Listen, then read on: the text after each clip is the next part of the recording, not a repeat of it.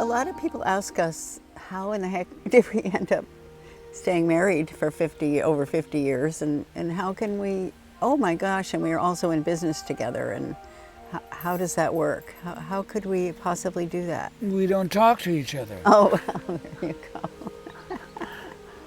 You just stay in your closet, I'll stay in mine. Right. Okay, so there's number one, sense of humor. Keep a sense of humor and be sure to laugh at your husband or your partner's jokes, because that makes him feel better. And actually, they are pretty funny. So keeping a light heart, I think that's a good one. What are some other things that we've sort of naturally discovered that have helped our relationship? We respect each other. We listen to each other. Mm-hmm. Well, we have fun, and we have a lot in common, and we enjoy doing things together. I think, that's kind of important, so that we have a life that we each have our own different aspects of life, which we certainly do alone, but then we have a lot of things that we enjoy doing together. Mm-hmm. What are some things we enjoy doing together? Gardening. Playing music together. We love going for walks in nature. We like going for hikes. Yeah. We talk about things too. Yeah. I think it's important to be able to communicate with each other in a way that makes us feel comfortable. Yeah. Being honest and compassionate in our communication. Yeah. I appreciate talking to you about things that I'm concerned about in life or in the world, and that you'll listen to me and respect me and try to help me understand, or that kind of thing. I mean, just sometimes it's always nice to have somebody to talk things over with, because it's a big, crazy world out there, and it's important to be able to have someone to kind of commiserate with, and also to help each other understand through our different perspectives. Yeah. Yeah, and we do have different perspectives, and that's to be respected. Perspectives. Prospectively speaking. But as we talk with each other in authenticity, in truth, we get to know more about what's happening around us. And that leaves the universe open for a lot of interaction. And we get that opportunity quite often, especially supporting each other.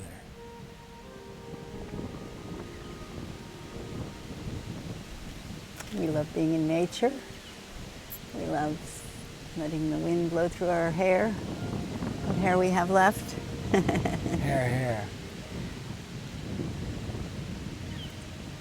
We like being quiet together.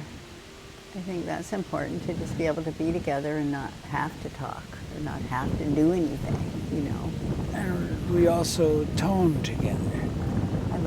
I love vocal toning. I'm really glad we discovered that. In fact, we've been doing that for many years, but vocal toning is something that can really enhance intimacy in a non-sexual way, but just helps us to be close to each other, because our voices are merging and that kind of thing. You want to do some toning? Sure. You're always game. Yeah. So the most important thing about toning, I think, is just to be aware of the breath, that you're really using the breath to push out the sound. And with toning, with vocal toning, we just do vowel toning, simple vowel toning. If you've ever been in an Om circle or done Oming in yoga class or before dinner, prayer, blessing, you've toned, and that's, or if you've ever just let out a sigh, just like, Right? Or humming. Humming is another good way to do it.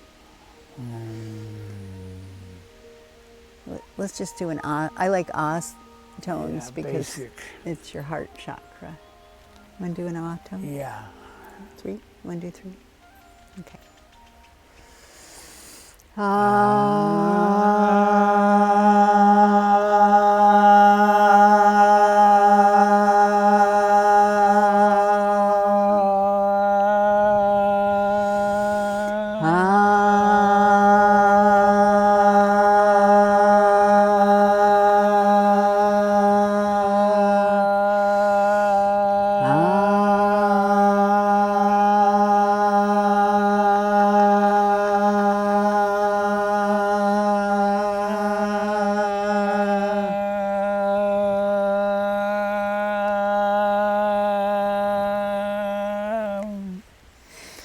Dean is a flute player. Dean has good lung capacity and good vocal toning control. That's great. That helps. You must be very high because you play the flute so much. It must make you really. Yes, it definitely keeps me up there with the angels. Yeah. What else? Well, when we first met, we discovered we had a lot of common interests. We had similar ideals and values. I think that's important in a relationship. Yeah, and in the sharing of all that, you get to know each other. Right. When you're first getting to know somebody, you don't know them. You know what they look like. You know, maybe you're sexually attracted to them, and there's that aspect, but you don't know much about them. Maybe you know a few things, but as you spend time with a person on a date or just as a friend, in fact, I think one of the reasons our relationship has been so successful for so long is because we just were friends for a good while before we sort of got together, because, you know, I had a boyfriend and Dean was just my friend. He was my neighbor across the hall. So we used to go ride the Staten Island ferry and go to museums and go get a cup of coffee or somewhere downtown and walk around the village. And I don't know, as you're out in the world together, you have conversations and you discover that you have similar concerns about the world, right? I think with our music and our media, we wanted to use our talents and our skills to make things better. Yeah, make the world a better place for the benefit of others. As Jetsun Pema, the Dalai Lama's sister, said when we were in India videoing her, we do it for the benefit of others. And that's the philosophy of the Tibetans and the Dalai Lama. And it's really when we can think about doing things for the benefit of others and not just ourselves. Well, first of all, to recognize that the other is yourself on some levels, right? Yeah, there's really no difference. Well, there's a little bit of difference, but it on the physical, appears different. A different appearance, that's true. So I think in our relationship, we're not competing with each other. Sometimes I think people want to be better or want to show their prowess or something, so they're competing, and that can really put a relationship in jeopardy when a couple individuals are competing with each other to show off or be better. I'm better than you. Well, you are in many ways, that's for sure. And that's the thing, is we're better in some ways and not in others. And so I think the other thing, some people think of a relationship as two halves make a whole or something greater. I think it's important to know that we come as a whole person to the relationship, right? So we're not, I don't need you to complete me, and you don't need me to complete you. Yes, we're complete in ourselves, and we work on that. we work on our own self-development, so that's important as Yeah. well. And what else? Just mutually supporting each other. I think we said that before, but when someone is down or out or feeling sad or have some issue they're dealing with, that we try to help our partner or support them in whatever way we can, without judgment, without criticizing. I know when I first was with you, it was a real comfort to me to not feel you were critical of me. I was plenty critical of myself, but you weren't critical of me, and I wasn't critical of you. It was just, getting to know a new person or this very interesting person. There's a lot of depth here, Yeah. But we came from very different backgrounds. Very different. My family's church was the country club. Your family's church was church. Church. And they definitely, that was a different kind of world. Yeah, I lived in the church. You did practically. Well, your father was the choir director, and Yeah, and treasurer, and your mother sang in the choir, and you played in the church choir, played your flute, and probably sang also. yeah, I sang and I played in the orchestra. So And I did solos in the services on Sunday morning. I had, the music was very open to me, particularly through my father, who loved music, and he would get records and show me sections of the record that, hey, listen to this, listen how the composer is bringing out the bombastic ending to the piece. And so I got to learn how to listen to music that way. And my father was also very supportive. He helped me stay taking flute lessons, classical flute lessons, for 10 years. And when I wanted to get a new flute, he said he'd split the costs with me. I thought that was awfully nice. And I got a Haynes flute, which was about $800 in those days, which is a lot of money. You've had that same flute since you were in, was it high school? Yeah. Wow.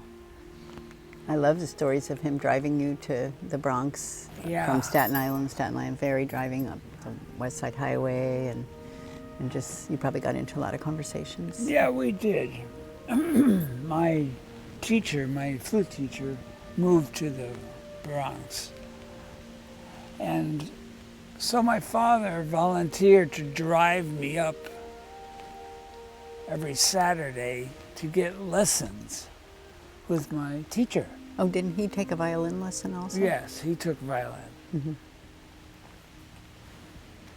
So, and we would listen to the opera going up the West Side Highway. Speaking of opera, remember when we used to sneak into the opera after the intermission at the Metropolitan Opera in New York? We saw a lot of the second half of many operas. I love the paintings, the big murals that were there, and we would sit up in the balcony. Nobody cared, it was intermission. Everybody goes back in, and they're not checking your tickets, so we just got to see a lot of operas. Yeah, we didn't bump anyone out. No, we took empty seats. It was okay. Yeah. We had a lot of adventures in New York. And we have a lot of adventures here where we live in the Pacific Northwest. And we discovered that when we used to ride our bicycles in New York City, sometimes we'd get caught behind a bus or something, and it was so smelly, and it was so intense. And we said, we need to get out of the city. We really, really do. And we did. Yeah. Moved upstate New York. We lived on 360 acres of farmland, a little cottage. It was probably one of the first tiny homes because it was a converted chicken coop, and it was just one room, kitchen and a living room and a bedroom right there, and then you could go outside and there were a couple little rooms downstairs. But we were in heaven. We loved being out in the nature and in the hanging out with the birds, and there were some wild turkeys that one time we were sleeping in we fell asleep in a little place by the apple tree, and then we woke up and there were wild turkeys around us. But that was I love that place. We tend to live out in the country now. We still do, and we always have. Remember when we lived in Tucson on the mountain? Yeah. We lived there a couple of times.